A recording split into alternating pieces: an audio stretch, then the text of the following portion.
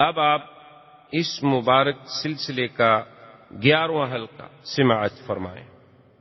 تو اس قسم کے جبریل سے، اور پھر وہ جبریل کے جس کو اللہ نے قرآن میں فرمایا کہ علمہ شدید القویٰ ذو مرۃ فاستویٰ وہو بالافق الاعلیٰ، اللہ فرماتے ہیں کہ وہ قوت والا، طاقت والا جبریل شدید القویٰ، اس سے کہاں بھاگ جاتا جناب براق؟ لیکن مسئلہ امت کو سمجھانا تھا، حضور کی امت کو سبق دینا تھا کہ بھئی اسباب پر بھی عمل کرو اور اللہ پر امید کرو۔ یہ نہیں کہ اسباب چھوڑ کے ہاتھ پاؤں توڑ کے بیٹھ جاؤ، بس جی ہم تو اللہ کے خزانے سے کھا رہے ہیں۔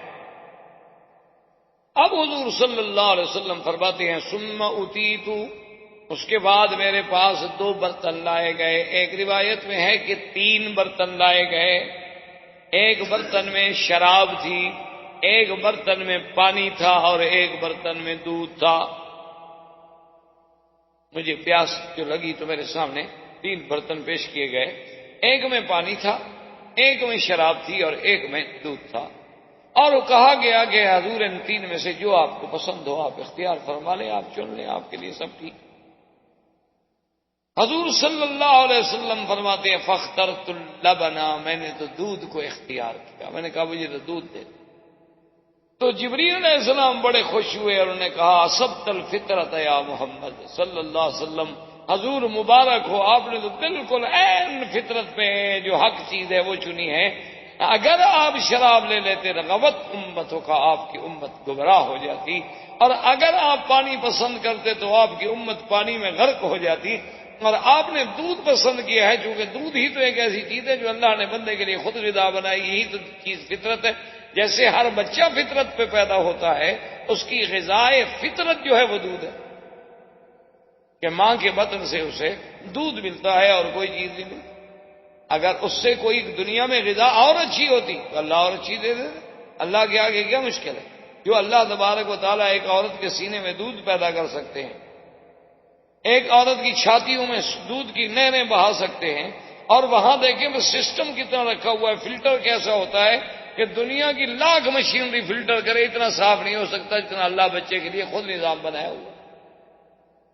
تو آپ نے وہ برتن لے لیا، اور اس کے بعد کہتے ہیں جبریل علیہ السلام مجھے لے کر مسجد اقصیٰ کی طرف داخل ہوئے، اور مسجد اقصیٰ میں نے دیکھا کہ وہ تو بھری ہوئی،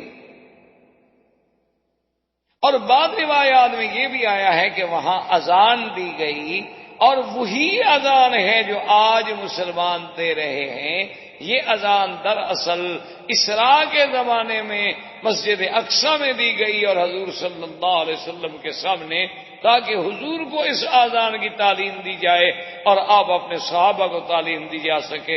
تو نے کہا اللہ اکبر اللہ اکبر، اللہ فرماتے صدق عبدی صدق عبدی، میرے بندے نے سچ کہا، سب سے بڑا میں اشہد ان لا الہ الا اللہ قال صدق عبدی لا معبود غیری، میرے بندے نے سچ کہا میرے سوا کوئی نہ۔ اشہد ان محمد رسول اللہ قال صدق عبدی انا استفیتہ انا اخترتہ انا ارسلتہ، اللہ نے فرمایا بالکل میرا بندہ سچ کہہ رہا ہے، باقی اس کو تو میں نے چن لیا، میں نے نبی بنا کے بھیجا ہے۔ اب اس نے کہا حی علی الصلاۃ حی علی الصلاۃ، آپ نے فرمایا صدق عبدی، اللہ فرماتے ہیں میرے بندے نے سچ کہا، حرز عبادی، میرے بندوں کو جگا رہا ہے، بلا رہا ہے کہ جلدی اللہ کی عبادت کی طرف پہنچو۔ تو بعض علماء نے لکھا ہے کہ یہ اذان اس وقت بھی ہوئی، اور پھر مدینہ منورہ میں ایک صحابی نے خواب میں بھی دیکھا، اور اس کو بھی حضور صلی اللہ علیہ وسلم چونکہ پہلے سن چکے تھے، اور پھر صحابی کا خواب تھا، فَأَثْبَتَهُ رسول اللہ، حضور نے پھر اسی کو ثابت کر دیا کہ اب یہی اذان رہے گی قیامت تک۔ تو اذان ہوئی، اور اس کے بعد حضور فرماتے ہیں میں نے دیکھا کہ مسجد بھری ہوئی ہے، فسألت جبریل کا من ہؤلاء، یہ کون لوگ ہیں؟ انہوں نے کہا حضور آپ کو نہیں پتا کہ آپ کے استقبال کے لیے اللہ نے آدم سے لے کر عیسیٰ علیہ السلام تک تمام پیغمبر کھڑے۔ تو حضور صلی اللہ علیہ وسلم فرماتے ہیں کہ اب ہم سوچ میں ہیں کہ اذان ہو گئی، نماز ہو گئی. آج دیکھیں، اور ہر پیغمبر سوچ میں ہے کہ آج مقام امامت کسے نصیب ہوتا ہے. جب نماز کا جب وقت قریب آیا تو حضرت جبریل نے فرمایا صرف مشرقا و مغربا، میں نے مشرق مغرب شمال جنوب آسمان و زمین پھر کے سارا دیکھ لیا ہے. ما رأیت مثل محمد، میں نے مدنی کے شان کے مطابق کسی کی شان نہیں پائی. فتقدم یا محمد، حضور آپ آگے بڑھیں کیونکہ آپ سب سے اشرف، سب سے افضل، سب سے اعلیٰ ہیں. آج امام الانبیاء کا شرف آپ کو ملے گا. حضور صلی اللہ علیہ وسلم نے فرمایا میں نے وہاں نماز پڑھائی، اور اس کے بعد حضور صلی اللہ علیہ وسلم فرماتے ہیں کہ سب انبیاء بھی چلے گئے. ثم اخذنی جبریل فاتا عند الصخرۃ، پھر مجھے جبریل لے کے اس صخرہ کے پاس آئے جس پہ اللہ نے اس سیڑھی کو رکھا جہاں سے میرا معراج شروع ہوا. اللہ تعالی عالم بعلمہ اتم. برادران اسلام، محترم بھائیوں، دوستو، عزیز نوجوانوں، ہم نے اپنے ان دروس کے سلسلے میں جو سیرت النبی صلی اللہ علیہ وسلم سے متعلق ہیں بات پہنچی تھی حضور صلی اللہ علیہ وسلم کے اسراء اور معراج تک، اور یہ بات الحمدللہ ہم نے پڑھ لی، سمجھ لی کہ حضور صلی اللہ علیہ وسلم کا معراج مبارک جو ہے اور اسراء جو ہے وہ آپ کے روح مال جسد کے ساتھ اور بحالت بیداری، یعنی یہ خواب کا واقعہ نہیں، نہ یہ کوئی روحانی معراج ہے، بلکہ یہ حقیقتاً جسمانی معراج ہے. اور آپ کا سفر مبارک جو ہے وہ روح مع الجسد ہے، مکہ سے بیت المقدس تک اور بیت المقدس سے آسمانوں تک. اسی پر جمہور صحابہ ہیں، اسی پر جمہور تابعین ہیں، محدثین ہیں، ائمہ فقہا ہیں، علماء ہیں، اولیاء اللہ ہیں. جمہور کی رائے جو ہے وہ یہی ہے. باقی حضور صلی اللہ علیہ وسلم کو معراج متعدد مرتبہ ہوئے ہیں، کبھی خواب میں، کبھی روحانی طور پہ، اس سے کسی کو انکار نہیں. لیکن یہ واقعہ ہے معراج جس کا ذکر اسراء و قرآن میں ہے، یہ واقعتاً معراج جسمانی.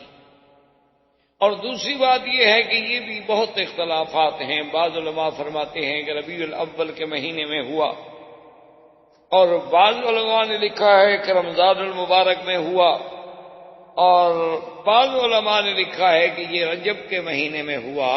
لیکن راجح قول، مشہور قول یہی ہے کہ رجب کا مہینہ تھا، اور حضور صلی اللہ علیہ وسلم آپ کی ہجرت مبارک سے 1.5 سال قبل جو ہے یہ واقعہ عظیم، جس میں حضور صلی اللہ علیہ وسلم کی عظمت شان، آپ کی رفعت، آپ کی بلندی، اور آپ کی قلب مبارک کے لیے تسلی کہ میرے مدنی صلی اللہ علیہ وسلم آپ کفار و مشرکین کے معارضے سے نہ گھبرائیں، نہ دلگیر ہوں کہ آسمان میرے ہیں، یہ زمینیں میری ہیں، یہ کائنات میری ہے.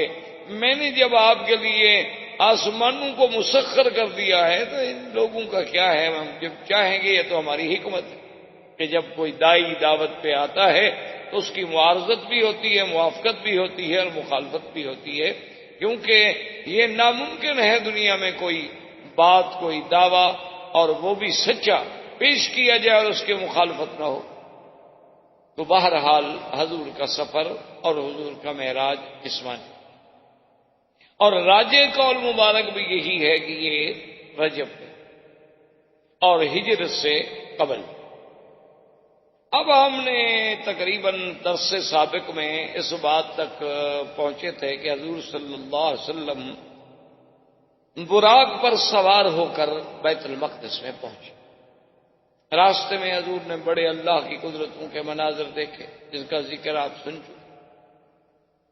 مسجد اقصی میں پہنچنے کے بعد سیدنا جبریل علیہ السلام نے وہ ربا آپ کا جو براق تھی اس کو مسجد کے باہر ایک پتھر کے ساتھ باندھ دیا اور پھر حضور کو لے کر اندر تشریف لے گئے۔ اور یہ بات بھی کتابوں میں موجود ہے کہ جتنے اللہ کے انبیاء ہیں حقیقتاً اس کا عدد اللہ کے سوا کوئی نہیں جانتا۔ عام مشہور بات ہے کہ 1,24,000 ہیں، لیکن اللہ اعلم کہ حضرت آدم علیہ السلام سے لے کر حضرت عیسیٰ علیہ السلام تک تمام انبیاء جو ہیں وہ اس مسجد اقصی میں موجود۔ اب اسی پر علماء کرام نے بڑے اختلاف اور بڑے دلائل جمع کیے ہیں کہ سارے انبیاء، اب آدم علیہ السلام کو تو فوت ہوئے، ہزاروں سال گزر گئے، نوح علیہ السلام کی وفات کو ہزاروں سال گزر گئے، سیدنا ابراہیم علیہ السلام کی وفات کو ہزاروں سال گزر گئے، تو سارے پیغمبر جو تھے وہ کیسے وہاں تشریف لائے اور قبر کی زندگی کے بعد انہیں دوبارہ کیسے بھیجا گیا؟ اس پر علماء کی بڑی ابحاث ہیں، بڑے اقوال ہیں اور بڑی دقیق بحثیں ہیں جن سے آپ تعرض نہ کریں تو زیادہ بہتر ہے، کیونکہ وہ خالص علمی مباحث اور وہ اس وقت تک سمجھ نہیں آ سکتے جب تک آدمی کا ان علوم پر دسترس نہ ہو۔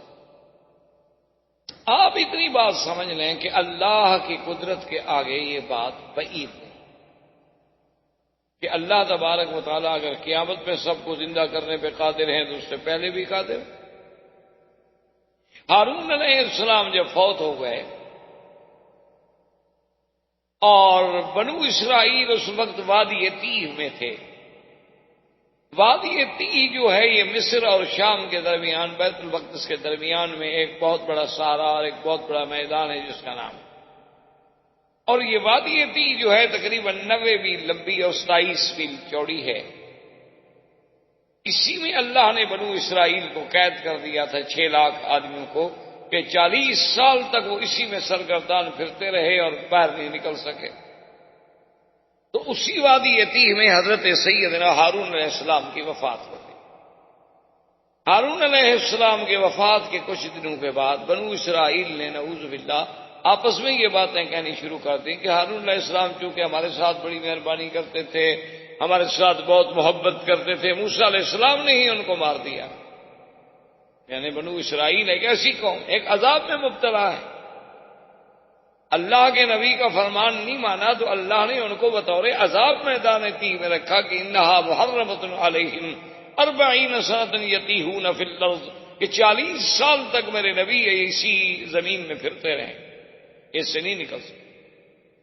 اب دیکھیں خدا کی قدرت اور خدا کی سزا کہ ایسی جیل بنا دی جس کی کوئی دیوار نہیں، کوئی باڑ نہیں، کوئی تار لگانے کی ضرورت نہیں، کوئی پہرے کی ضرورت نہیں، کوئی رینجر، کوئی پولیس، کوئی پیرا، کوئی انتظامات، کوئی سپرنٹینڈنٹ جیل، کچھ بس حکم ہے کہ اس سے نہیں نکل سکتے، نہیں نکل سکے۔ 40 سال 6 لاکھ آدمی ہیں، 1-2 آدمی بھی نہیں ہیں، ساری رات سفر کرتے اور صبح جب اٹھتے دیکھتے جہاں سے چلے تھے وہی۔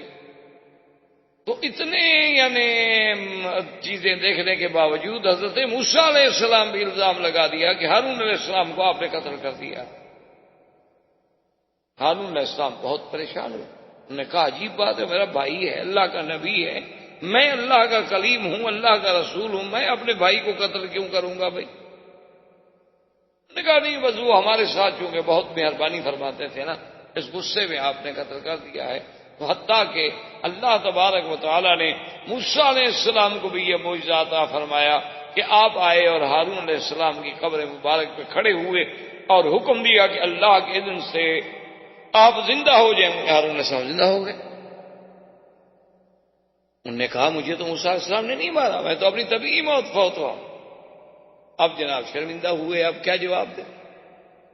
تو اللہ اگر ہارون علیہ السلام کو زندہ کر سکتے، اللہ تبارک و تعالی سرکار دو عالم صلی اللہ علیہ وسلم کو آپ نے صحیح مسلم میں حدیث ہے، آپ نے فرمایا کہ اسی سے اسراء والی رات میں ایک جگہ سے گزرا تو میں نے دیکھا کہ موسیٰ علیہ السلام قائم یصلی فی قبرہ، اپنی قبر میں کھڑے ہیں اور نماز پڑھ رہے ہیں۔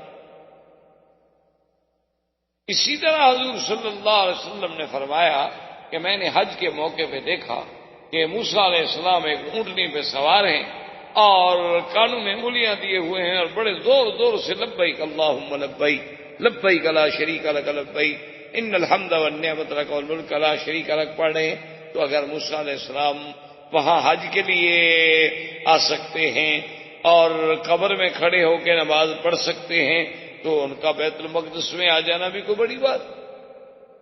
وما ذلک علی اللہ بعزیز، اللہ کے آگے کیا مشکل. اور بعض علماء نے فرمایا کہ جیسے ایک عالم ارواح تھا جس میں صرف ہماری روحیں تھیں، اور ایک عالم دنیا ہے جس میں ہم بس رہے، اس کے بعد ایک عالم برزخ ہے اور اس کے بعد پھر ایک عالم آخرت ہے. انہوں نے کہا اسی طرح ایک عالم مثال ہے. عالم مثال کا معنی یہ ہوتا ہے کہ اللہ تبارک و تعالی نے ان کو مثالی وجود عطا فرمائے کہ وہ قبر مبارک سے بھی خروج لازم نہ آئے اور مثالی وجود کے ساتھ مسجد اقصی میں بھی حاضر ہو جائیں. بعض علماء کرام نے رحمت اللہ علیہم اجمعین نے اس بات کو یوں بیان فرمایا. لیکن اصل بات آپ اسی پہ رکھیں کہ ایک بات تو یہ ہے کہ اللہ کے انبیاء اپنے قبور میں زندہ ہیں. دوسری بات یہ ہے کہ صریح حدیث ہے کہ اللہ نے زمین پر یہ بات حرام کر دی ہے کہ وہ کسی نبی کے جسے کو چھیڑ سکے. یعنی ہر بندے کی مرنے کے بعد ہو سکتا ہے کیڑے لگ جائیں، ہمیں کیڑے کھا جائیں، سب ممکن ہے، لیکن اللہ حرم اجساد الانبیاء علی الارض، اللہ نے زمین پر انبیاء کے جسے کو حرام کر دیا ہے. اس کی طاقت ہی نہیں کہ انبیاء کے جسے کو چھو سکے. اور اللہ تبارک و تعالی جب چاہے زندہ کر.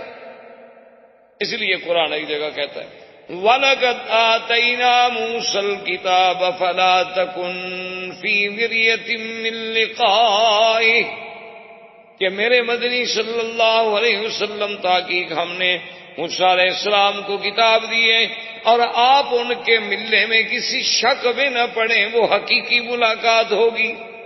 اب موسیٰ علیہ السلام سے اور تو ملاقات ہے نہیں حضور صلی اللہ علیہ وسلم کی ماں سوائے معراج کی رات. اس کا معنی یہ ہے کہ وہ ملاقات بھی حقیقی تھی. اور جیسے کہ بعض علماء نے لکھا ہے کہ بھی رات کے نہ گزرنے کا معنی یہ تھا کہ اللہ نے گردش و لیل و نہار کو روک دیا، بریک لگ گئے، بس کہ ٹھہر جاؤ کہ اب میرے مدنی معراج پہ چلے ہیں، آپ جہاں ہیں وہی رکی رہیں بس. تو جب سارا نظام ہی رک گیا، سارے نظام عالم کو روک دیا گیا، اور یہ بھی اللہ کے آگے بعید نہیں. اللہ کے ایک پیغمبر یوشع ابن نون جب جہاد کر رہے تھے بیت المقدس پر، تو وہ جمعہ کا دن تھا اور جہاد اتنی طویل ہو گیا کہ بالکل سورج جو تھا وہ پیلا ہونا شروع ہو گیا. قریب تھا کہ سورج ڈوب جائے اور صبح ہفتہ تھا اور ہفتے کے دن قتال ہو نہیں سکتی. ان کے نزدیک بند تھی اس زمانے میں کہ یوم السبت جو ہے قتال نہیں. اب حضرت یوشع بن نون علیہ السلام کے دل میں خیال آیا کہ اتنی جہاد کے بعد، اتنی محنت کے بعد اب ہم بالکل فتح کے قریب پہنچ چکے ہیں، اور اگر آج کا دن گزر جاتا ہے اور رات آ جاتی ہے تو ہو سکتا ہے ان کو اور کمک پہنچ جائے، ہو سکتا ہے ہمارے حالات اور اچھے نہ رہیں. تو حدیث میں موجود ہے کہ آپ نے سورج کی طرف دیکھا اور فرمایا کہ انک مامورۃ وانا مامور، دیکھو تم بھی اللہ کی مخلوق ہو اور تم بھی اللہ کے حکم سے چلتے ہو، اور میں بھی اللہ کا بندہ ہوں اور اللہ کے حکم پر جہاد کر رہا ہوں. اللہم احبسھا، میرا اللہ اس کو روک دو، یہ رک جائے تاکہ وقت لمبا ہو جائے اور ہم جہاد میں کامیاب ہو جائیں. سورج رک گیا، آپ نے جہاد کیا، فتح ہو گئی، پھر بھی سورج کھڑا ہے اور آرام سے آپ نے عصر کی نماز ادا فرمائی. تو اگر ایک پیغمبر کے کہنے سے سورج رک سکتا ہے تو سرکار دو عالم صلی اللہ علیہ وسلم کے لیے یہ پورا نظام عالم جو ہے کیوں نہیں روک سکتا؟ اس کے روکنے میں کیا اشکال؟ تو اس لیے علماء نے فرمایا کہ اس عالم کو اللہ نے روک دیا اور انبیاء کو وہاں بھیج دیا، اور اللہ کے آگے کوئی مشکل نہیں. اور اسی طرح یہ بھی روایات میں موجود ہے کہ اسی اسراء و معراج کی رات میں اللہ کے ایک فرشتے نے آذان دی. یعنی یہ آذان جو ہے یہ بھی لیلۃ المعراج سے چلی. ایک بندے نے، ایک ملک نے آذان دی کہ اللہ اکبر اللہ اکبر، فقال اللہ صدق عبدی صدق عبدی۔ جب اس نے کہا کہ اللہ اکبر اللہ بڑا ہے تو اللہ نے فرمایا ہاں میرا بندہ سچ کہہ رہا ہے، میں ہی بڑا ہوں، مجھ سے بڑا کون؟ جب اس نے کہا اشہد ان لا الہ الا اللہ، اللہ نے فرمایا صدق عبدی، میرے بندے نے سچ کہا ہے، کیونکہ لا معبود بحق سوا، اللہ کے سوا کوئی الہ نہیں۔ اس نے کہا اشہد ان محمد رسول اللہ، قال صدق عبدی انا ارسلته وانا اصطفیته وانا ائتمنته۔ اللہ نے فرمایا کہ میرے بندے تو نے سچ کہا، محمد مصطفیٰ کو میں نے رسالت دی ہے، میں نے آپ کو نبوت کے لیے چن لیا ہے، میں نے آپ کو اپنے وحی کا امین بنایا ہے، تم ٹھیک کہہ رہے ہو۔ تو یہ آذان جو ہے علماء نے لکھا کہ اصل میں ایک فرشتے نے کہی اور پھر یہ آذان دی گئی محمد الرسول اللہ صلی اللہ علیہ وسلم۔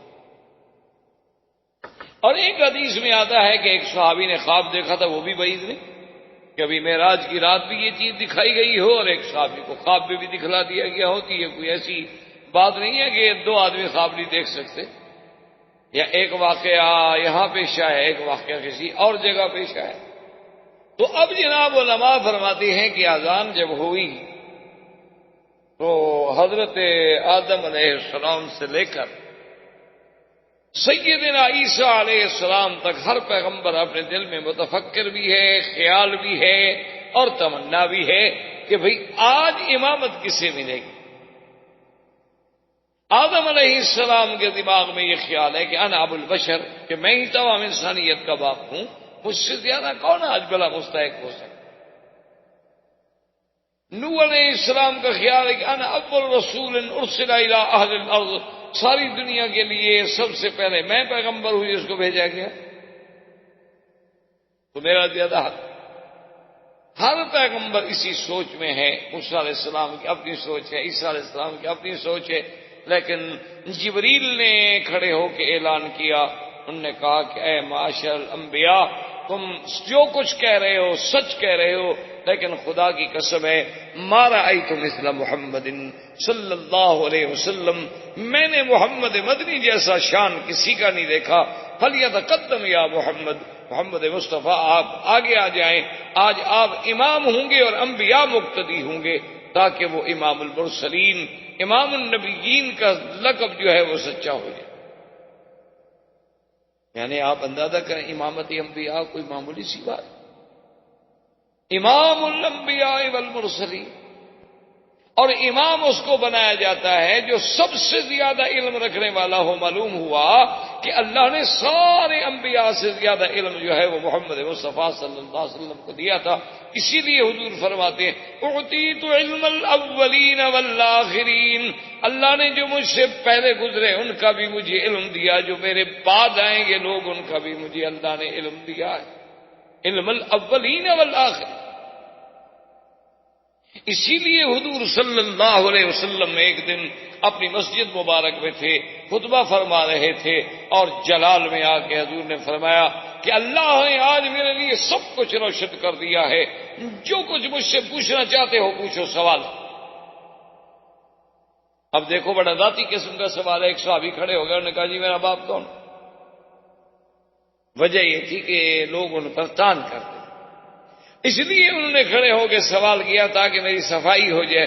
حضور نے فرمایا ابو کا اکاشا، تمہارا باپ اکاشا ہے۔ وہ بڑا خوش ہو گیا، تو اکاشا کہ تو بیٹا تھا، بہت خوش ہوا۔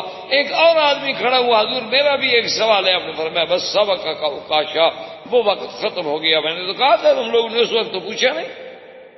مانا یہ ہوا کہ اللہ تبارک و تعالیٰ نے علم میں بھی آپ کو سب سے زیادہ افضل بنایا، اسی لیے تو امامت انبیاء کا شرف نصیب۔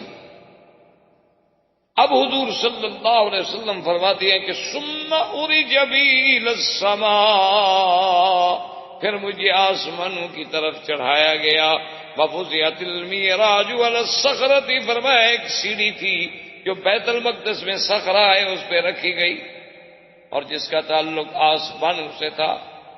معراج اسی لیے معراج کہتے ہیں اسی چیز کو ہے، سیڑھی عروج سے۔ اسی لیے آپ نے دیکھا نا کہ جب کوئی لنگڑا آدمی چلتا ہے تو یوں کر کے چلتا ہے بیچارہ، اس کو بھی کہتے ہیں اعرج۔ اسی طرح سیڑھی کو بھی کیوں کہا جاتا ہے کہ آدمی ایک پاؤں اونچے رکھے گا، ایک نیچے رکھے گا، ایک یوں رکھے گا، اسی لیے اس کا نام بھی معراج ہوا۔ اور پہلے دور میں تو یہ مسائل بڑے مشکل لگتے تھے کہ بھئی معراج اور اتنا بڑا آسمانوں کا سفر ہے اور اس کے بعد ایک سیڑھی پر طے کیا جا رہا ہے۔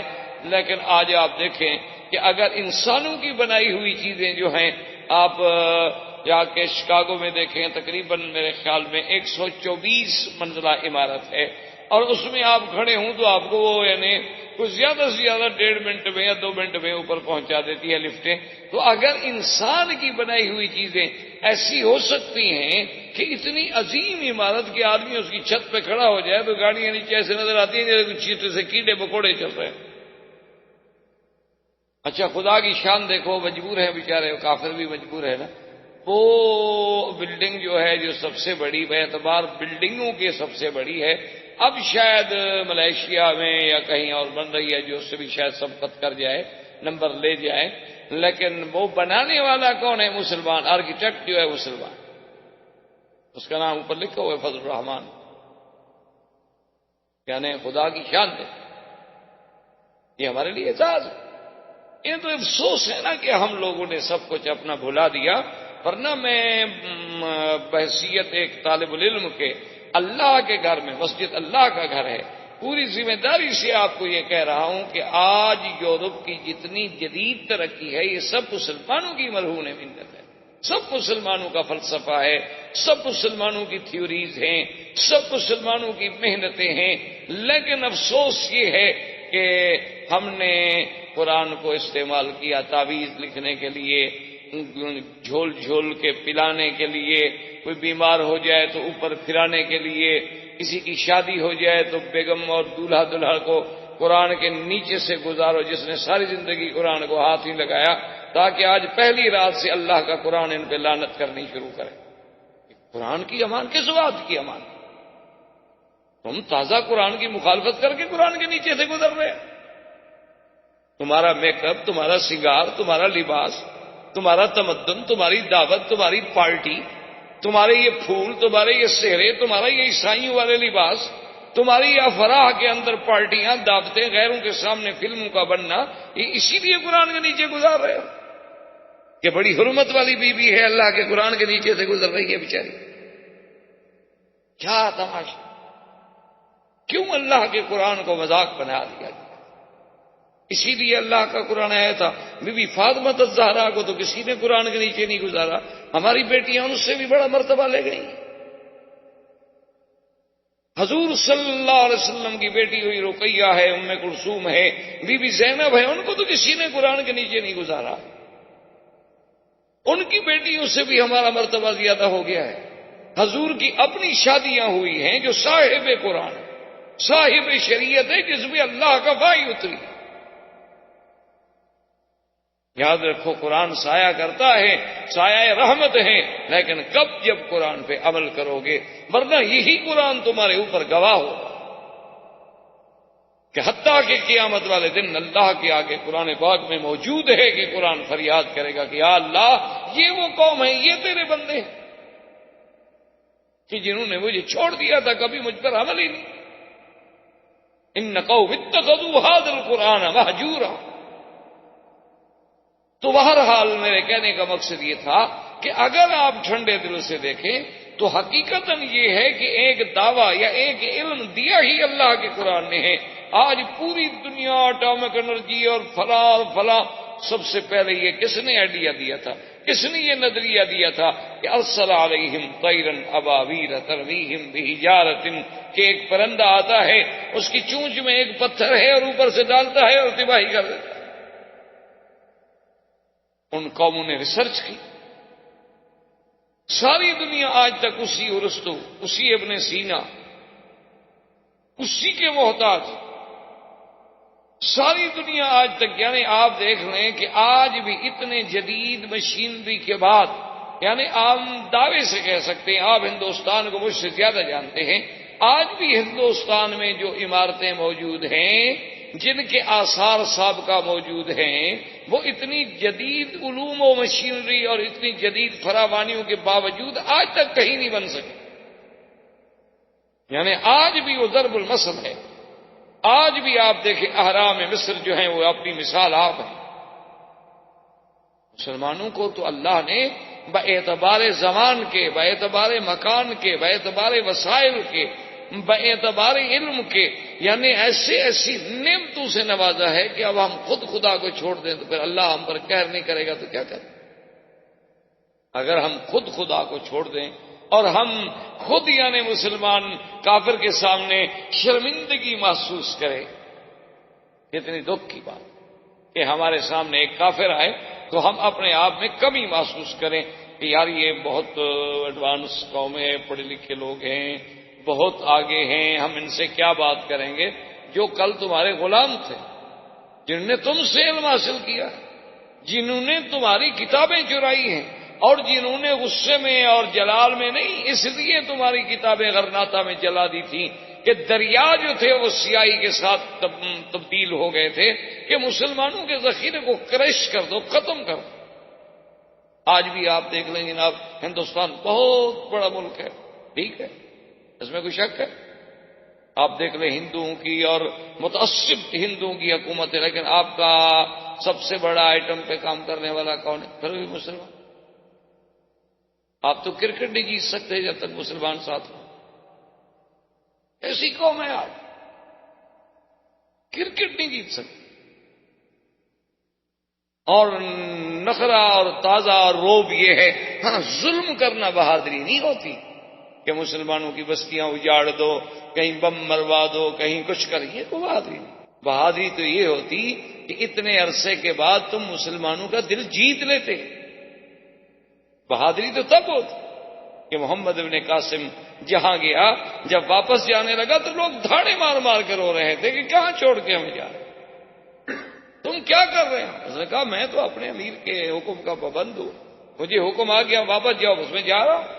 جہاں سے مسلمان گزرے ہیں لوگ تاریخیں اٹھا کے دیکھ رہے ہیں، لوگ روتے تھے کہ اتنے اچھے لوگ آئے تھے ہمارے پاس، کہاں واپس جا رہے ہیں، کیوں جا رہے ہیں؟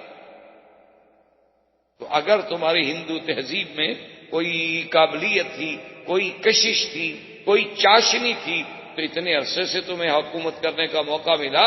یہ تو نہ ہوتا کہ آج مسلمان صرف مسلمان نہیں، مسلمان ہوں، دلت ہوں، شودر ہوں، ماں سوائے برہمن کے کون ہے کہ تم پر خوش ہو؟ تو تم ان کو کیوں نہیں اپنا بنا سکتے؟ لیکن آخر کوئی وجہ تو ہے. تو اس لیے یہ ساری چیزیں جو تھیں کہ آج ہم جب وہ لفٹ دیکھتے ہیں تو مسئلے سمجھ آتے ہیں کہ مولا یہ تو انسانوں کی بنائی ہوئی ہے. تو نے اپنے نبی کے لیے پتہ نہیں کتنی تیز رفتار سیڑھی رکھی ہوگی کہ میرے مدنی بس تم بٹن اوپر کھڑے ہو جاؤ، بس نورانی بٹن کے ساتھ آسمانوں پہ ہم خود پہنچا دیں. تمہارے ذمہ کھڑا ہونا ہے، ورنہ یہ نہیں کہ آپ چلتے رہیں اور سیڑھیوں پہ چڑھتے رہیں. حضور فرماتے ہیں ثم عرج بی الی السماء الدنیا، پھر مجھے آسمان دنیا کی طرف جب ہم پہنچے تو وہاں دروازہ بند تھا. یہاں سے یہ بھی پتہ لگا کہ آسمانوں کے دروازے ہیں. یہ نہیں کہ جدید فلسفی جیسے کہتے ہیں جی آسمان تو ہے ہی نہیں، آسمان کا کہتے ہیں وجود ہی نہیں. یہ کیا ہے؟ وہ کہتے ہیں جو تمہیں نظر آتا ہے یہ نیلگوں فضا ہے، اس کے اثرات ہیں، وہ نظر آتے ہیں، آسمان نہیں. یہ جھوٹے ہیں. جب اللہ قرآن میں کہتا ہے کہ ہم نے آسمان پیدا کیے ہیں، الذی خلق سبع سماوات طباقا، اللہ فرماتے ہیں ہم نے آسمان 7 بنائے ہیں طبق. اور اس کے بعد علماء نے یہ بھی لکھا ہے کہ پہلا آسمان جو ہے موج مکفوف، اور دوسرا آسمان جو ہے مرمرتن بیضاء، اور تیسرا آسمان جو ہے وہ لوہے سے بنایا گیا، چوتھا جو ہے وہ نحاس سے بنایا گیا، پانچواں جو ہے وہ فضہ سے بنایا گیا، اور چھٹا جو ہے وہ سونے سے بنایا گیا، اور ساتواں جو ہے وہ یاقوت احمر سے بنایا گیا. ہر آسمان اپنی اپنی جنسی الگ، لیکن خدا کی شان دیکھو، زمین کی جنس ایک، زمینیں بھی 7 ہیں. وَمِنَ الْأَرْضِ مِثْلُهُنَّ، اللہ نے فرمایا قرآن میں کہ زمینیں بھی اسی طرح جیسے آسمان 7 ہیں زمینیں بھی 7 ہیں. لیکن زمین کی جنس ایک ہے، زمین مختلف نہیں، یعنی ساتوں طبقات اس کے جو ہیں ان کی. اسی لیے قرآن جہاں بھی نام لے گا آپ دیکھیں کہ آسمان کا جمع کا صیغہ آئے گا، زمین کا مفرد کا صیغہ آئے گا، کیونکہ زمین وہاں مراد الارض سے جنس الارض مراد ہو. اللہ تبارک و تعالیٰ نے فرمایا سبع سماوات طباقا، ایک جگہ نہیں فرمایا، کئی مقامات پہ فرمایا. افلا ينظرون الى الابل كيف خلقت والى السماء كيف رفعت. اللہ فرماتے ہیں نہیں دیکھتے میں نے آسمانوں کو کیسے بلند کیا ہے. کہیں فرماتے ہیں والسماء بنيناها بأيد وإنا لموسعون، کہ آسمانوں کو ہم نے اپنے ہاتھ سے بنایا. آسمان اور پھر آسمانوں میں دروازے ہیں. قرآن کہتا ہے ففتحنا ابواب السماء بماء منہمر وفجرنا الارض عیونا فالتقى الماء على امر قد قدر. اللہ فرماتی ہیں کہ ہم نے آسمانوں کے دروازے کھول دیے. جب نوح کی قوم پہ عذاب آیا تو ہم نے آسمانوں کو حکم دیا کھول دو دروازے کا، اوپر سے بھی پانی برساؤ. یاد رکھو پانی کے خزانے جو ہیں بعض آسمانوں میں ہیں اور بعض بادلوں میں ہیں. بعض اللہ نے زمین کے نیچے رکھے ہیں اور بعض کو اللہ نے یعنی برف کی شکل میں پہاڑوں کے اوپر جمایا ہوا ہے کہ بغیر ٹینکیاں بنائے ہوئے تمہارا اتنا پانی اللہ نے محفوظ کر دیا ہے. اور وہ اتنی ایسی چیز جامد کر دی ہے کہ اس میں کوئی کچھ جراثیم کچھ اثر ہی نہیں کر سکتا. کوئی چیز قریب جائے خود ٹھنڈے سے مر جائے اور محفوظ. اچھا ایک دن میں دھوپ پہ پڑے تو پگھل جائے، ایسا بھی نہیں ہوتا. اللہ کا ایک ایسا نظام ہے. اور پھر وہ بادلوں میں یعنی پہاڑوں کے عروق ہیں، رگیں ہیں، ان رگوں کے ذریعے کچھ پانی تو بالکل زمین کے نیچے چلا جاتا ہے، جس کو تم پھر اپنا کنویں کھود کے پانی نکالتے ہو، جس میں تم اپنا. اور کچھ پانی ایسا ہوتا ہے جو زمین کی سطح پہ گرتا ہے، جس کو تم نہروں کے اندر قید کرتے ہو، دریاؤں کے اندر قید کرتے ہو، ڈیم بنا کے پابند کرتے ہو. اور کچھ آسمانوں کے اوپر دریا ہے. اسی لیے روایات مبارک میں آتا ہے کہ عرش جو ہے وہ دریا پر ہے، پانی پر ہے، کیونکہ عرش کے نیچے ایک دریا ہے رحمت. تو اللہ چاہتے ہیں تو کبھی وہاں سے پانی برسا دیتے ہیں اور کبھی چاہتے ہیں تو بادل نیچے سے پانی کے قطرات لے کے اکٹھے ہوتے ہیں اور پھر اس سے پانی برستا ہے. اس لیے قرآن نے دونوں جگہ ذکر کیا.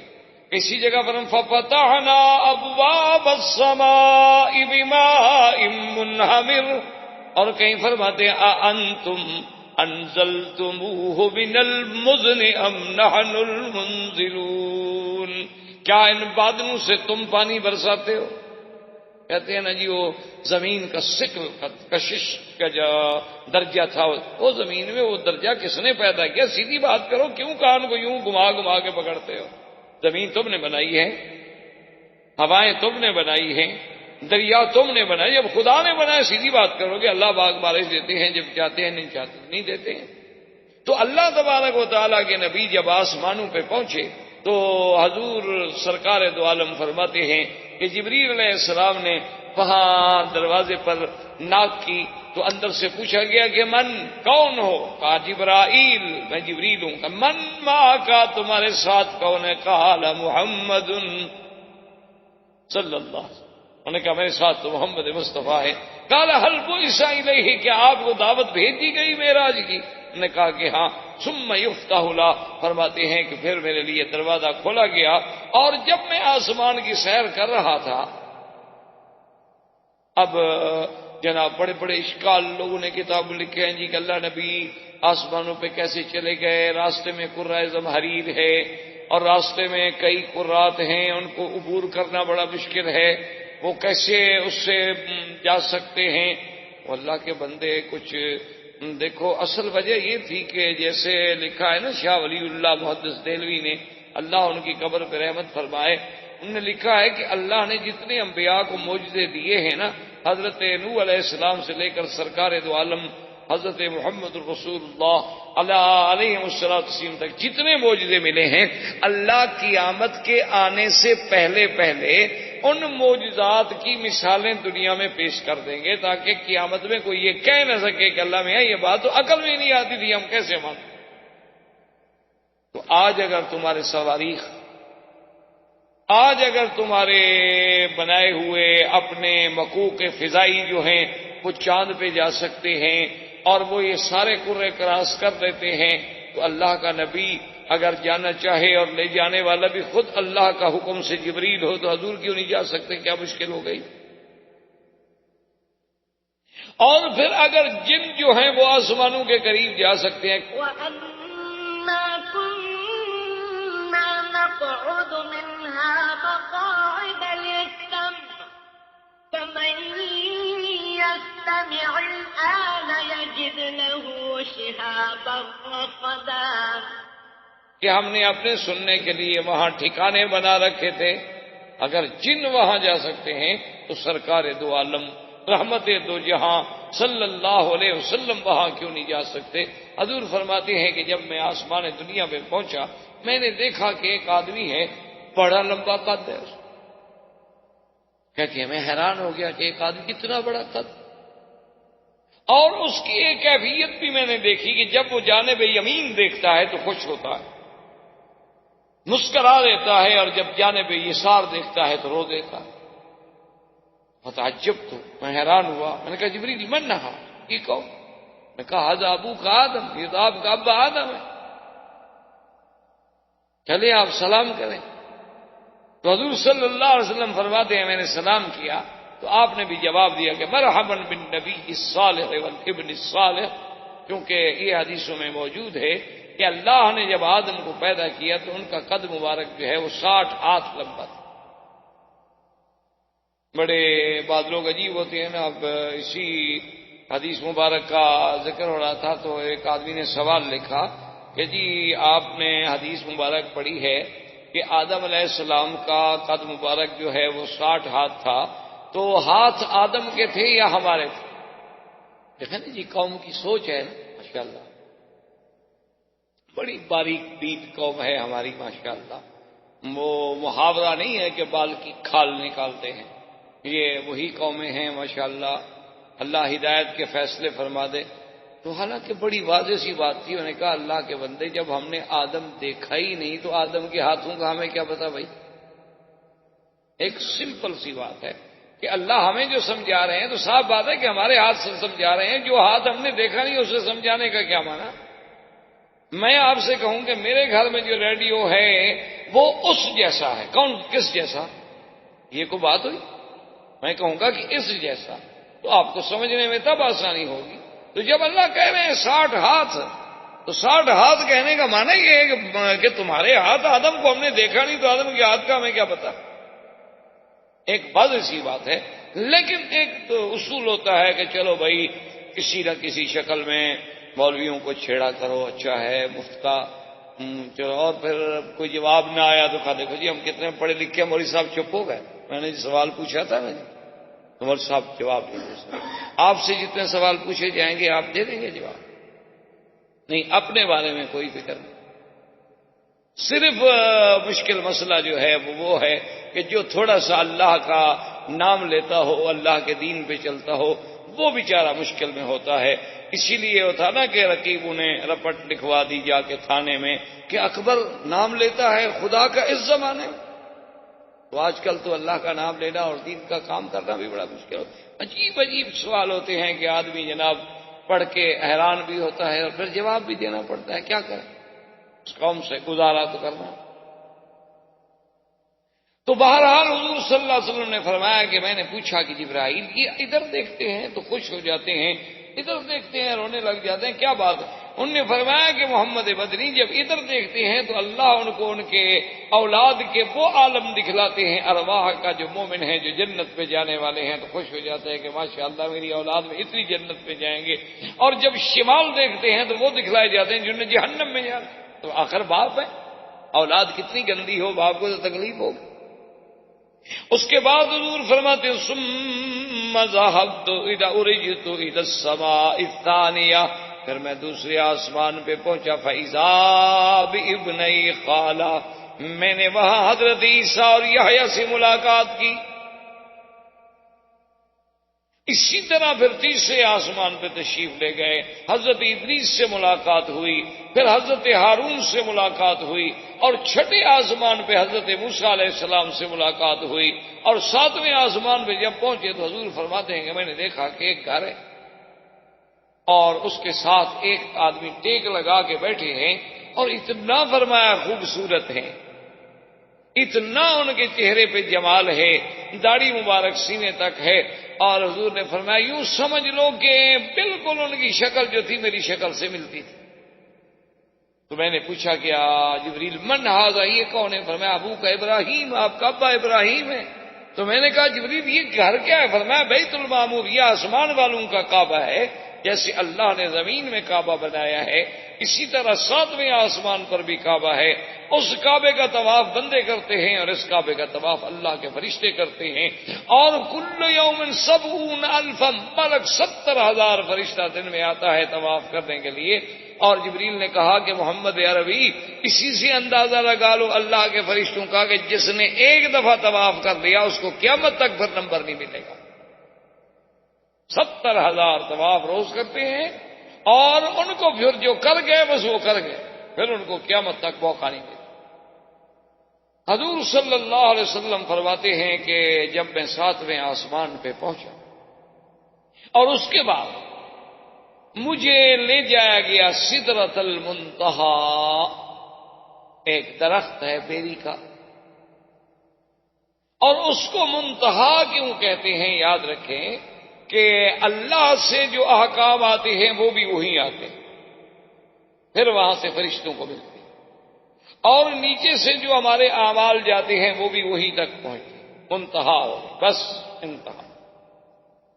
تو حضور فرماتے ہیں کہ جب میں سدرۃ المنتہا پہ گیا تو میں نے وہ درخت دیکھا، فرماتے ہیں وہ کوئی درخت تھا عجیب سا درخت، فَإِذَا أَوْرَاقُهَا كَآذَانِ الْفِيلَةِ، اس کے پتے ایسے تھے جیسے ہاتھی کے بڑے بڑے کان ہوتے ہیں، ہاتھی کے بڑے بڑے کان ہوتے ہیں۔ تو اس طرح بعض علماء نے فرمایا کہ اللہ نے حضور صلی اللہ علیہ وسلم کو بھی ہاتھی دکھلایا، تبھی تو حضور نے تشبیہ دی، اور فرمایا وَإِذَا ثَمَارُهَا، اور اس کو جو پھل لگے ہوئے تھے نا، جو بیر لگے ہوئے تھے وہ ہماری طرح کے نہیں تھے، فرمایا کلال حجر، جیسے بنو حجر کے مٹکے ہوتے ہیں نا بڑے بڑے، ایسے بڑے بڑے پیر تھے اس کے۔ اور حضور نے فرمایا کہ اس کے ہر پتے پہ اللہ کا فرشتہ تھا، اور اس کے بعد فرماتی ہیں کہ میں ابھی کھڑا دیکھ رہا تھا کہ اس کو ایک نور نے ڈھانپ لیا، جس کو قرآن کہتا ہے یغشی السدرۃ ما یغشی ما کذب الفؤاد ما رأى لقد رأى من آیات ربہ الکبریٰ۔ اللہ تبارک و تعالیٰ فرماتی ہیں کہ جب ڈھانپ لیا ڈھانپنے والی چیز اس رحمت نے سدرہ کے درخت کو، اور اس کے بعد جو کچھ میرے مدنی نے دیکھا بالکل حقیقت ہے، نہ تو آنکھوں کو دھوکہ لگا ہے اور نہ دل میں کوئی غلط خیال آیا، بلکہ اللہ نے آپ کو اپنی بڑی بڑی نشانیاں دکھلائی ہیں۔ اور اس کے بعد حضور فرماتے ہیں کہ ثم غشیا نور، پھر اس کے بعد ایک منظر بدلتا ہے کہ اس پہ ایک ایسا نور چھا جاتا ہے، فرمایا کہ میں بیان کرنے سے قاصر ہوں، میں بیان نہیں کر سکتا کہ وہ کیسا نور تھا، فرمایا لمنا۔ اسی لیے علماء نے لکھا ہے کہ اندازہ کریں کہ حضور صلی اللہ علیہ وسلم جیسا فصیح اللسان افصل انسانیہ شخص جو ہے وہ نہ بیان کر سکے تو اور کس کی طاقت ہے کہ وہ بیان کرے گا۔ اب اس کے بعد فرماتے ہیں، اب یاد رکھیں کہ اس میں اکثر محدثین کرام اور بخاری و مسلم اور صحیح احادیث مبارک سے صرف جو ہمیں ثبوت ملتا ہے معراج کا وہ سدرۃ المنتہا تک ہے، لیکن بعض روایات میں یہ بھی ہے کہ اس کے بعد پھر رف آئے، اور فرماتے ہیں کہ مجھے اس پہ بٹھایا گیا۔ رف کی پوزیشن یوں تھی، یوں سمجھنے کہ جیسے ایک قالین بچھا دیا جائے اور قالین پہ کوئی کھڑا ہو، اور جب وہ اس کو اوپر اٹھایا گیا تو میں نے دیکھا کہ جبریل تو کھڑے ہو گئے، جبریل جو تھے وہ کھڑے تھے۔ تو میں نے کہا جبریل تم کیوں رک گئے؟ تم تو میرے ساتھ آئے ہو، تم تو زمین سے میرے ساتھ ہو۔ اس نے کہا کہ یا محمد صلی اللہ علیہ وسلم، اب میں اس جگہ سے آگے جو ہے بالکل نہیں جا سکتا، اگر میں ذرا بھی تجاوز کروں تو مجھے جلا دیا جائے گا، میری طاقت نہیں ہے کہ میں اگلے تجلیات کو برداشت کر سکوں۔ اس لیے کسی نے کیا خوب لکھا ہے، اس نے کہا کہ جہاں جبریل جیسے نوری فرشتے کے مقام کی انتہا ہوئی، وہاں سے پھر میرے مدنی کے مزید معراج کی ابتدا، صلی اللہ علیہ وسلم صلی اللہ علیہ وعلا آلہ واصحابہ وسلم تسلیما کثیرا کثیرا۔ اسی طرح یعنی بڑا ایک شاہ جی رحمۃ اللہ علیہ کا ایک لطیفہ یاد آیا کہ کسی دور میں وہ اتفاق ہوا ختم نبوت کے مسئلے پر، تو قادیانیوں سے مقابلہ تھا، تو اس میں ایک بریلوی علماء کی طرف سے ایک بڑے بزرگ ہوتے تھے، ان کے ساتھ بھی لفظ نورانی، ایک تو آج کل ہے ہمارے نورانی صاحب، ایک اس زمانے میں ان کے ساتھ بھی لفظ نورانی لگتا تھا۔ خیر بہرحال تو وہ جناب اتحاد بنا کہ بھئی قادیانیت کے خلاف ایجیٹیشن اور تحریکیں اور فلاں۔ اب جناب ہر صورت یہ ہے کہ پھر ان کا زور تھا، اب تحریکوں میں تو پھر مار کھانی پڑتی ہے، جیلیں اور تشدد اور سب کچھ۔ تو وہ جو نورانی صاحب تھے وہ انہوں نے اس کے بعد بائیکاٹ کر دیا کہ بھی میرا اس اتحاد سے کوئی تعلق، بائیکاٹ ہو۔ تو شاہ جی رحمت اللہ علیہ بڑے عجیب خطیب تھے اور بڑی اچھی عجیب ان کی مزاح ہوتی تھی۔ تقریر فرما رہے تھے کہ کسی نے چٹ لکھا کہ حضرت آپ کو نورانی کیوں چھوڑ گئے؟ تو شاہ جی مسکرائے، انہوں نے کہا بھئی ان کی تو پرانی عادت ہے، یہ میرے نانے کو بھی چھوڑ گئے وہ سدرۃ المنتہا۔ انہوں نے کہا ان کی تو پرانی عادت ہے، یہ راستے میں ہی چھوڑ جاتے، تو اس میں ہمارا تو کوئی قصور ہے نہیں۔ اس نے کہا وہ نوری تھا نا اس لیے چھوڑ گیا، میں اگر خاکی بندہ مدنی کے ساتھ ہوتا تو جل جاتا، لیکن ساتھ تو نہ چھوڑتا نا، لیکن نوری تھا جل گیا۔ تو یہ بھی نوری لوگ ہیں، ہم خاکیوں کے ساتھ چل نہیں سکتے، ہم کیا کریں؟ تو بہرحال یہ تو ایک لطیفہ تھا۔ تو اس کے بعد حضور صلی اللہ علیہ وسلم فرماتے ہیں کہ پھر میرا اللہ تبارک و تعالی کا قرب نصیب ہوا، اور اسی پہ ابن عباس فرماتے ہیں کہ حضور نے اللہ کی زیارت کی، اور اللہ تبارک و تعالی نے ابراہیم کو خلیل اللہ کا لقب بخشا، اور موسیٰ کو کلیم اللہ کا لقب بخشا، اور مدنی کو رویت کا شرف بخشا، جو کسی پیغمبر کو نہیں ملا کہ اس نے اپنے رب کی دیدار کی ہو، یہ صرف ملا تو سرکار دو عالم صلی اللہ علیہ وسلم کو ملا۔ اور اس کے بعد اللہ نے فرمایا کہ میرے مدنی آپ کی امت کے لیے تحفہ ہے کہ فرضت علی امتک 50 صلاۃً، کہ 50 نمازیں ہم نے آپ کی امت میں فرض کی۔ پہلے احکام بڑے سخت تھے۔ اچھا اگر جنابت ہو جائے مثلا 7 دفعہ غسل، اگر کپڑا پہ کچھ لگ جائے تو پہلے تو ایک حکم تھا کہ کاٹ دو، پھر حکم ملا کہ 7 دفعہ دھو گے تو تب پاک۔ اور نمازیں بھی 50 ہوئی۔ 50 نمازیں فرض ہونے کے بعد جب حضور صلی اللہ علیہ وسلم ایک ہدیہ عظیمہ لے کے آئے، اسی لیے علماء نے لکھا ہے کہ یاد رکھو ساری شریعت جو ہے وہ جبریل لے کے آئے ہیں، ایک نماز ہے جو خود میرا مدنی محمد مصطفیٰ لے۔ ہر حکم نبی جتنا ہے، رمضان کے روزے ہیں، حج ہے، زکوٰۃ ہے، جہاد ہے، نکاح ہے، طلاق ہے، میراث ہے، احکام ہے، سب لانے والا جبریل ہے۔ ایک نماز ایسی چیز ہے جو لانے والے خود محمد الرسول۔ اور جیسے ملی کب؟ معراج کی رات میں۔ اسی لیے حدیث میں آتا ہے کہ نماز جو ہے دراصل یہ بھی مومن کا معراج ہے، کہ مومن جب نماز پڑھتا ہے، حدیث میں آتا ہے کہ ایسے انداز میں نماز پڑھو کہ انک ترا، کہ گویا تم خود خدا کو دیکھ رہے ہو۔ اور اگر یہ مرتبہ حاصل نہیں کر سکتے ہو، ابھی اس مقام پہ تمہارا گزر نہیں ہوا، تو فَإِن لَّمْ تَكُن تَرَاهُ فَإِنَّهُ يَرَاكَ، وہ تو آپ کو دیکھ رہا ہے۔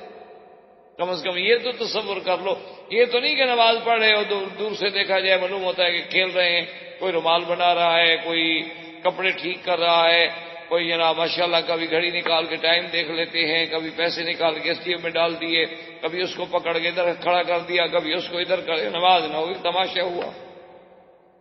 اور پھر دلائل دیتے ہیں کہ جی جائز ہے، بالکل جائز ہے، ضرورت کے لیے تھوڑا ہے کہ کھیلتے رہو، ہم بھی مانتے ہیں کہ جائز ہے، لیکن جب ضرورت ہو یہ کہاں لکھا ہوا ہے کہ بلا ضرورت بھی جائز ہے؟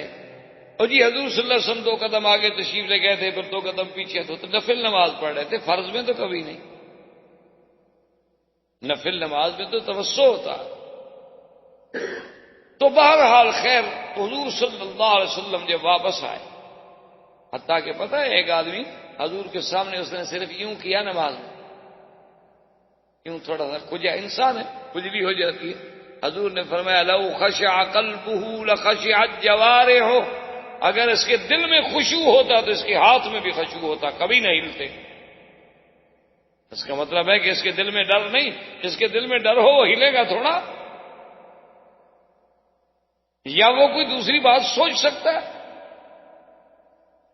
آپ دیکھیں ایک ہائی کورٹ کے جج کے سامنے آپ کھڑے ہوں، دیکھیں کیا حال، ایک مجسٹریٹ کے سامنے کھڑے ہوں، دیکھیں آپ کیا حال، اپنے متعلقہ آفیسر امیڈیٹ باس کے سامنے کھڑے ہوں، دیکھیں آپ کا کیا حال ہے۔ لیکن خدا کی دربار میں جو چاہ مرضی، اور جی سر ننگا بھی نماز ہو جاتی، ہاں جی بالکل ہو جاتی، کون کہتا نہیں ہوتی، بغیر قمیض کے بھی ہو جاتی ہے، جب وہ اتارتے ہو قمیض بھی اتار دیا کرو، کیا فرق پڑتا ہے، نماز تو اس کے بغیر بھی ہو جاتی، بغیر قمیض کے بھی نماز ہو جاتی۔ صرف آدمی کے سرہ سے لے کر گھٹنے تک اگر کپڑا باندھا ہوا ہے اور باقی بدن پہ کپڑا نہ ہو تو نماز تو ہو جاتی ہے۔ تو پھر جب آپ آتے ہیں، آج کل گرمی کا موسم اچھا ہے کہ بات تو بھی لٹکا دیا، نماز پڑھ کے پھر جب واپس گئے تو پہن لی، تو تماشا ہوا، کوئی عبادت تو نہ ہوئی نا جی، کہ جو آدمی جو چاہے، جس کی مرضی آئے، جو چاہے، خود فلسفہ، خود حکم، خود قاضی، خود منصف، خود گواہ، خود شاہد، خود بیان کر۔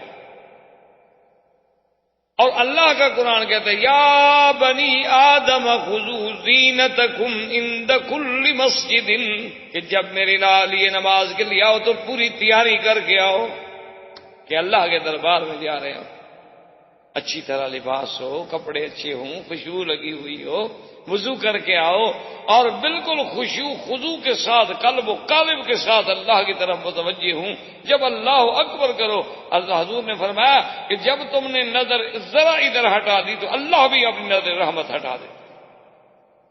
اللہ کا نبی تو نظر نہیں ہٹانے دیتے اور ہم کھیلتے رہیں۔ حضور صلی اللہ علیہ وسلم کو جب 50 نمازیں فرض ہوئی اور 50 نمازیں لے کر آپ واپس آئے، تو جب آپ چھٹے آسمان پہ تشریف لائے تو آپ کو سب سے پہلے حضرت موسیٰ علیہ السلام نے استقبال کیا، اور موسیٰ علیہ السلام نے پوچھا کہ ماذا فرض علیک یا محمد، کیونکہ یہ سنت اللہ ہے کہ اللہ جب کسی کو اتنی بلندیوں پہ پہنچاتے ہیں تو پھر کچھ نہ کچھ اس کے لیے احکام بھی نافذ فرماتے ہیں۔ کیا فرض ہوا؟ حضور نے فرمایا فرض علی امتی 50 صلوات، میری امت پہ اللہ نے 50 نمازیں فرض کی ہیں۔ موسیٰ نے کہا ارجع الی ربک فاسألہ التخفیف، کہ محمد مصطفیٰ مہربانی کرو واپس جاؤ، اللہ سے تخفیف مانگو۔ کہاں 50 نمازیں آپ کی امت پڑھے گی؟ میں نے بنو اسرائیل کو دیکھا ہے، وہ 3 نمازیں نہیں پڑھتے، آپ کی امت 50 نمازیں پڑھے گی۔ آپ کی امت تو ماشاءاللہ، یہ تو ہو سکتا ہے کہ وہ 50 فلمیں بیٹھ کے دیکھ لے 24 گھنٹے میں، لیکن 50 نمازیں نہیں پڑھ سکتے۔ فلم دیکھے نا ماشاءاللہ جناب، 80 سال کا بوڑھا بھی ہو تو بالکل نظر ہلتی نہیں، معلوم یہ ہوتا ہے کہ بالکل یہاں رک گئی ہے اور جام ہو گئی ہے پتلی۔ اور اللہ کے کعبے میں آئے تو کبھی ادھر رخ ہے، کبھی ادھر رخ ہے، پتہ نہیں کیا قوم ہے، ہم کدھر جا رہے ہیں، مجھے تو آج تک یہ سمجھ نہیں آ سکتا۔ بلکہ ایک میرا دوست ہے، مر گیا بیچارے، اللہ ان کی قبر پہ رحمت فرمائے، بالکل بوڑھے آدمی، 70 سال سے بھی عمر زیادہ تھی میرے خیال میں، اور بڑی ماشاءاللہ بیچارے بوڑھے ہو گئے تو اینک شینک بھی لگاتے تھے۔ تو ایک دن میں کبھی کبھی جاتا تھا ان کی خبر گیری کرنے کے لیے، تو ایک دن میں گیا تو بیٹھے تھے اپنے کمرے میں، بڑی مشکل سے بیچارے اٹھے، بوڑھے آدمی تھے، دروازہ کھولا اور بیٹھ گئے جب، تو اپنا میں نے دیکھا کہ وہ سامنے تو ٹی وی شی وی چل رہا ہے، میں نے کہا تو اس کو تھوڑا سا بند کر دیں گے، میں کر دوں آپس میں باتیں کرنے کے لیے۔ میں نے کہا میں ایسا کوئی نیک آدمی نہیں کہ نیکی کے لیے بند کر رہا ہوں، میں نے آپ سے باتیں کرنی۔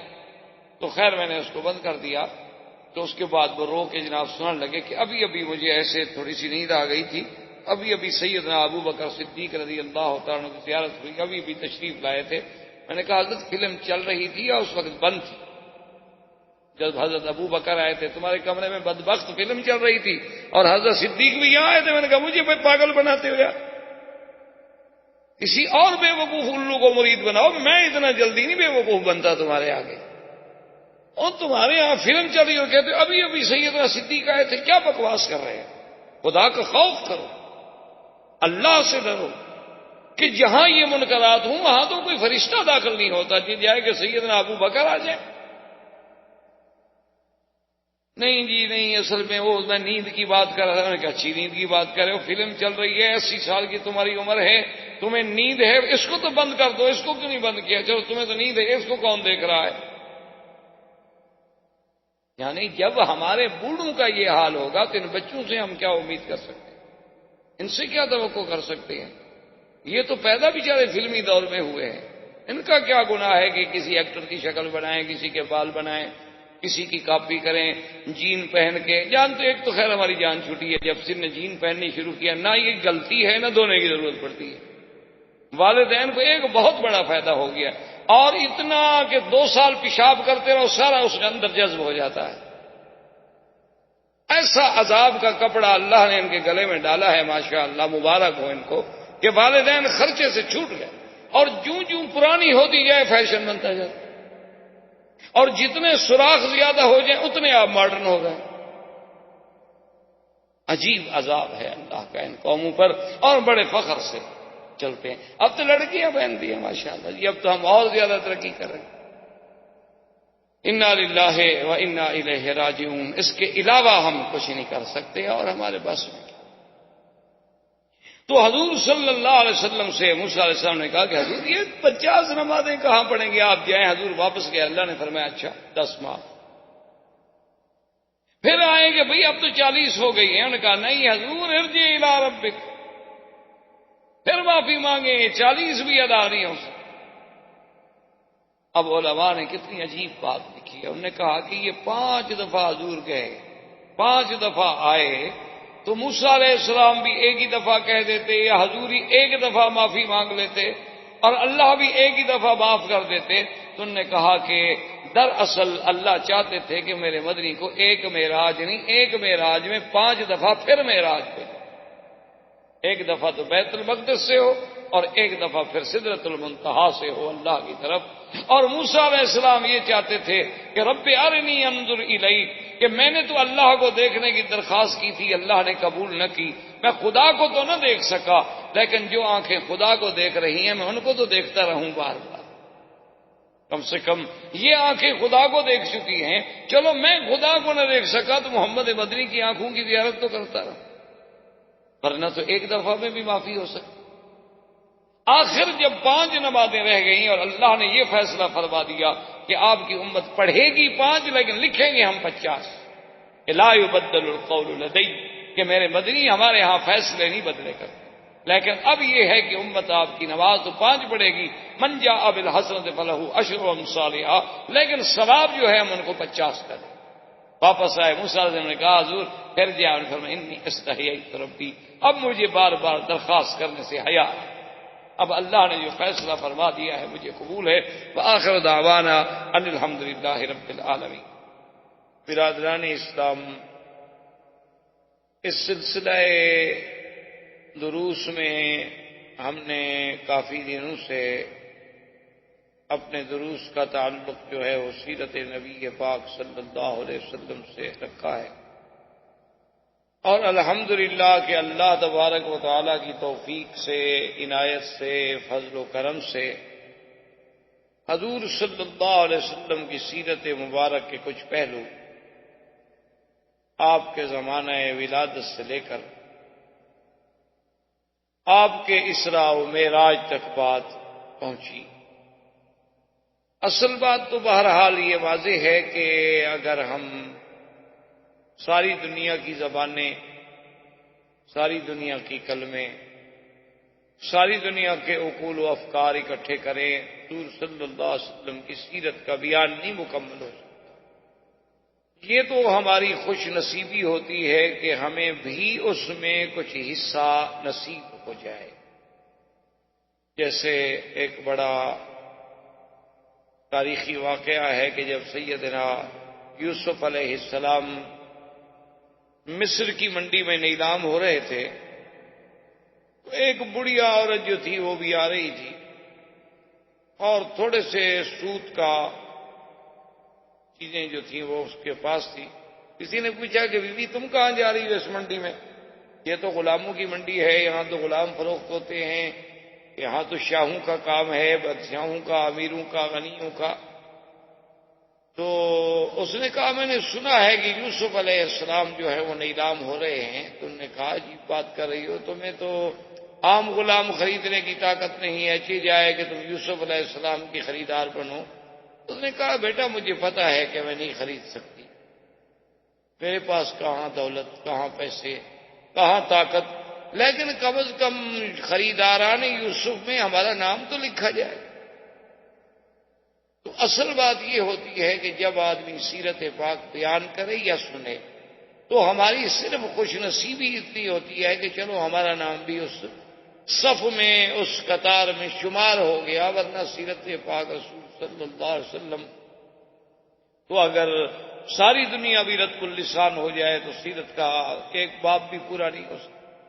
تو ہم سیرت کے دروس میں اس مقام پہ پہنچے تھے کہ حضور صلی اللہ علیہ وسلم جب بیت المقدس میں تشریف لے آئے اور آپ نے وہاں پر جتنے اللہ کے نبی، اللہ کے رسول، اللہ کے پیغمبر ہیں ان سب کو آپ نے نماز پڑھائی. تو اسی سے ایک بات یہ یاد رکھیں کہ یہ نماز ہے یا روزہ ہے یہ پہلی شرائع میں بھی موجود تھا، یہ حضور صلی اللہ علیہ وسلم کی شریعت میں نہیں ہے. یہ ابتدائی شریعت میں سیدنا نوح علیہ السلام، سیدنا ابراہیم الخلیل علیہ السلام، سیدنا موسیٰ علیہ السلام ہر زمانے میں یہ بات موجود. کیونکہ اگر یہ بات نہ ہوتی تو نماز تو معراج میں ملی ہے، تو پہلے حضور صلی اللہ علیہ وسلم کیسے نماز پڑھاتے؟ تو صاف بات ہے کہ نماز پہلے موجود تھی اور حضور علی ملت ابراہیم علیہ السلام عبادت فرماتے تھے. تو ایک تو لقاء انبیاء اور دوسرا مقام شرف جو ملا وہ تھا امامت انبیاء، کہ حضور صلی اللہ علیہ وسلم کو امام الانبیاء والمرسلین بنایا گیا. اور یہ بات واضح ہے کہ امام اسی کو ہی بنایا جاتا ہے جو افضل ہو. ہاں یہ الگ بات ہے کہ کبھی کبھی مفضول بھی امام بنتا ہے، ورنہ قاعدہ جو ہے اصولی اور اساسی کہ وہ امام بنے گا جو سب سے زیادہ علم والا ہوگا، سب سے زیادہ تقوی والا ہوگا، سب سے زیادہ شان والا ہوگا. تو حضور صلی اللہ علیہ وسلم نے امامت کرائی. اور اسی بیت المقدس میں حضور صلی اللہ علیہ وسلم نے جب پانی کی خواہش کا اظہار فرمایا تو آپ کے سامنے 3 برتن پیش کیے گئے. بعض روایات میں یہ ہے کہ 2 برتن پیش کیے اور بعض روایات میں یہ ملتا ہے کہ 3 برتن پیش کیے گئے. ایک میں تو شراب تھی اور ایک میں دودھ تھا اور ایک میں عام پانی تھا. اور ایک روایت میں یوں بھی آتا ہے کہ ایک میں شراب تھی، ایک میں شہد تھی اور ایک میں دودھ تھا. بہرحال حضور صلی اللہ علیہ وسلم کے سامنے یہ چیزیں پیش کی گئیں تو حضور صلی اللہ علیہ وسلم نے آپ نے دودھ کو اختیار فرمایا اور باقی برتن جو تھے وہ واپس کر دیے. تو جبریل علیہ السلام نے حضور کو مبارک پیش کی کہ یا رسول اللہ صلی اللہ علیہ وسلم آپ کو مبارک ہو کہ اخترت الفطرت، کہ آپ نے وہ چیز چنی ہے جو انسان کی فطرت سے تعلق رکھتی ہے. اگر خدا نہ خواستہ آپ شراب والا برتن لے لیتے تو غوت امتوں کا، آپ کی امت تو پوری کی پوری گمراہ ہو جاتی ہے اور ڈوب جاتی. لیکن آپ نے دودھ کو اختیار فرمایا ہے اور دودھ جو ہے یہ انسان کی فطرت سے تعلق رکھتا ہے. اسی لیے یہ اتنی بڑی نعمت ہے کہ اللہ تبارک و تعالیٰ نے بچے کے پیدا ہونے کے بعد اس کے لیے جو غذا تجویز فرمائی ہے وہ دودھ ہے. ورنہ اللہ قادر تھے اور غذائیں بھی دنیا میں ہو سکتی تھی. اور اسی لیے میرے آقا سرکار دو عالم صلی اللہ علیہ وسلم کی حدیث مبارک ہے کہ جب کوئی آدمی آپ کو دودھ پیش کرے تو انکار نہ کرے، اس کو رد نہیں کیا جاتا. ایک خوشبو ایسی چیز ہے کہ کوئی آپ کو ہدیہ کرے تو آپ اسے رد نہیں کر سکتے. اور ایک دودھ ایسی نعمت ہے کہ اگر کوئی آدمی آپ کو پیش کرے تو آپ اس کو رد نہیں کر سکتے، اس کو ٹھکرا نہیں سکتے. ہاں یہ بات یاد رکھیں کہ بعض اوقات آدمی پہلے پی چکا ہے اب وہ نہیں پی سکتا، یا بعض اوقات انسان کے بیماری ہے، کوئی تکلیف ہے جس میں دودھ سے ڈاکٹر نے منع کیا ہوا ہے، لیکن پھر بھی لے لیں اس کے ہاتھ سے اور لینے کے بعد تھوڑا سا ایک بوند لے کے رکھ دے تاکہ حضور صلی اللہ علیہ وسلم کی سنت پہ عمل ہو جائے کہ یہ ایک ایسی نعمت ہے کہ جسے ہم رد نہیں کر سکتے۔ اسی لیے بی بی ام سلمہ فرماتی ہیں رضی اللہ تعالی عنہا کہ جب حجۃ الوداع کے موقع پر حضور صلی اللہ علیہ وسلم تشریف لائے تو عرفات کے دن بی بی صاحبہ فرماتی ہیں کہ ہم اس مسئلے کو سمجھنا چاہتے تھے کہ کیا آج حضور کا روزہ ہے یا نہیں ہے، کیونکہ یوم عرفات کا روزہ جو ہے یہ بہت بڑا ثواب ہے۔ صحیح حدیثوں میں موجود ہے کہ جو آدمی یوم الوقوف عرفات والے دن روزہ رکھے تو اس کے 1 سال گزشتہ کے اور 1 سال آنے والے کے گناہ معاف ہو جاتے ہیں۔ تو اب دیکھنا یہ تھا کہ جب اتنی بڑی فضیلت ہے تو کیا حج کے دن حضور صلی اللہ علیہ وسلم نے عرفات پہ روزہ رکھا ہے کہ نہیں رکھا ہے؟ تو بی بی صاحبہ کیونکہ انبیاء علیہ السلام کی ازواج مطہرات تھیں، اللہ نے انہیں علم بھی دیا تھا، اب حضور سے پوچھنا جی آپ روزے سے ہیں کہ نہیں ہیں یہ بے ادبی میں شامل تھا۔ تو بی بی صاحبہ نے دودھ کا پیالہ بھیجا حضور کی خدمت میں، کیونکہ بی بی جانتی تھی کہ حضور دودھ کبھی رد نہیں فرماتے، تو اگر آپ کو روزہ نہیں ہے تو لازمی بات ہے کہ آپ دودھ نوش فرما لیں گے، اور اگر آپ دودھ نوش نہ فرمائیں اور لے کے کسی اور کو دے دیں تو اس کا مطلب ہے کہ آپ روزے کے ساتھ۔ تو حضور صلی اللہ علیہ وسلم اپنی اونٹنی پر تھے، اور جب وہ دودھ کا پیالہ مبارک پیش کیا گیا تو حضور نے لے لیا اور پی لیا، تو سب صحابہ نے دیکھ لیا کہ حضور صلی اللہ علیہ وسلم روزے کے ساتھ نہیں ہیں، کیونکہ آپ نے دودھ نوش فرما لیا ہے۔ تو اسی سے پھر محدثین نے اور فقہاء نے مسئلہ نکالا کہ عرفات کا روزہ رکھنا بہت بڑی فضیلت ہے، لیکن اگر آدمی حج کر رہا ہو تو اس کے لیے نہ رکھنا زیادہ افضل ہے، کیونکہ حضور صلی اللہ علیہ وسلم نے خود عرفات کے دن روزہ نہیں رکھا۔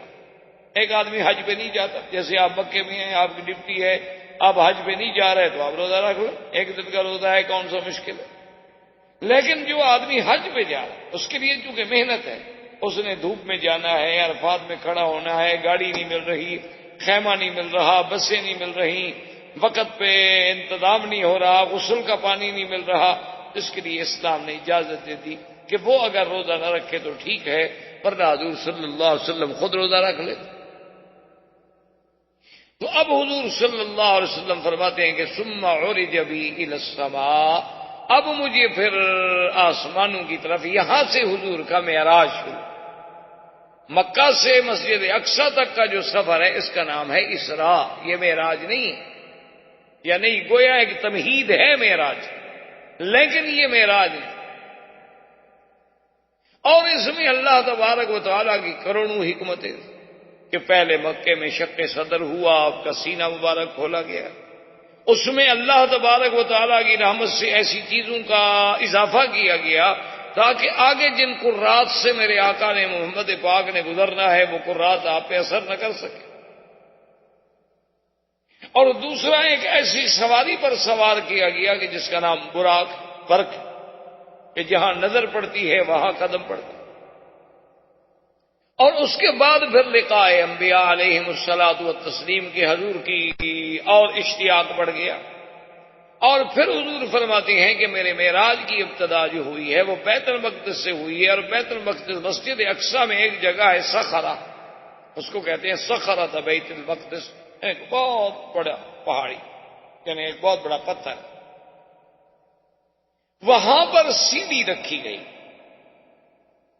تو اب جب پہلے دور میں ہم چھوٹے سے ابتدائی دور میں کب کتابیں پڑھتے تھے تو بڑی عجیب سی حیرت ہوتی تھی کہ بھی سیڑھی پر آسمانوں کی طرف چڑھایا جانا ایک بڑا مشقت والا کام ہے، کہ جب آسمانوں کا فاصلہ جو ہے وہ تقریباً زمین سے لے کر پہلے آسمان تک 500 سال کا فاصلہ ہے، یعنی اگر آدمی پیدل چلے تو حضور صلی اللہ علیہ وسلم کے لیے سیڑھی کا آخر کیوں انتظام فرمایا گیا؟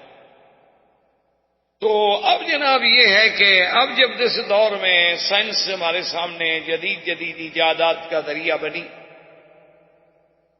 اور جدید وسائل کا ذریعہ بنی، تو اب ہم نے دیکھا کہ آپ دیکھتے ہیں نا حرم شریف میں بھی ماشاءاللہ ایکسیلیٹر لگے ہیں کہ آپ کھڑے ہو جائیں اور سیڑھی خود بخود چل رہی ہے، آپ کچھ نہیں چل رہے، آپ کو کوئی مشقت نہیں ہو رہی۔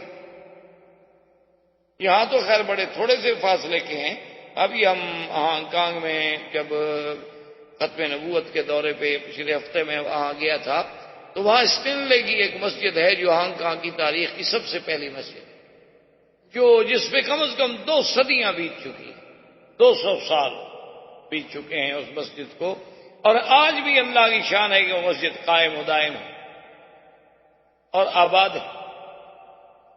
اور اب تو خیر وہاں کے مسلمانوں نے ماشاءاللہ ایک بہت بڑا اس کے لیے جامع منصوبہ بنایا ہوا ہے، لیکن بس وہ کچھ کورٹ پرابلمز ہیں کہ لوگ اس کی جائیداد پہ مسجد کے ساتھ جو جگہ ہے اس پہ قابض ہیں، ان کا اٹھانا مشکل ہو رہا ہے مسلمانوں کا۔ تو بہرحال میرے کہنے کا مقصد یہ تھا کہ جب اس مسجد کے لیے ہم گئے ماشاءاللہ تو وہ کئی میل تک ان سیڑھیوں سے ایکسیلیٹر سے جانا پڑتا ہے کہ بھئی وہ اتنی اونچائی پہ ہے کہ بس آپ ایک پہ کھڑے ہو گئے، پھر اس پر آپ نے کچھ سفر طے کیا، پھر آپ تھوڑا سا پیدل چلے، پھر ایک اور ایکسیلیٹر آ گیا، پھر ایک اور آ گیا، تو میلوں تک کا سفر جو ہے وہ سارا اسی ذریعے سے طے ہوتا ہے، اور آدمی کو کوئی تھکن نہیں، کوئی احساس نہیں، کہ آپ نے قدم رکھا ہے، آپ کھڑے ہیں، آپ کوئی حرکت نہیں کر رہے، آپ تو نہیں چل رہے۔ تو اگر عقول انسانی ایسی آسان چیزیں بنا سکتی ہے تو جو عقول انسانی کا خالق ہے اس کے لیے ایسی سیڑھی بنانی کیا مشکل تھی کہ وہ سیڑھی پہ حضور کھڑے ہوں اور بس آسمان پہ پہنچ گئی؟ کون سا مشکل ہو جائے گا؟ جس نے انسان کو پیدا کیا، جس نے عقل انسانی کو پیدا کیا۔ اسی لیے ایک حدیث پاک مبارک میں یہ بھی آتا ہے کہ اول ما خلق اللہ القلم ثم خلق الدوات، یعنی خلق النون ثم خلق العقل۔